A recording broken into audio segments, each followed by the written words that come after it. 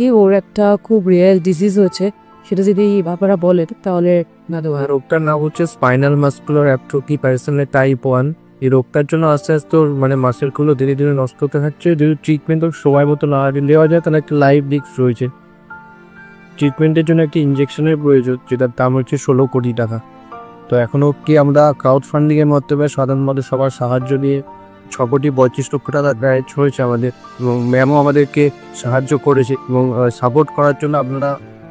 একদমই, আমি এটাই বলবো যে আস্মিতা মানে এখনো জগৎ স্যার জানেই না ও জগতের ব্যাপারে, এত সুন্দর পৃথিবীটাও সবে দেখতে শুরু করেছে। তো আমি বলবো আপনারা যে যেভাবে যতটা সম্ভব আপনারা ওকে সাহায্য করুন, ও যাতে জীবনে মানে অনেক দূর এগোতে পারে, উন্নতি করতে পারে।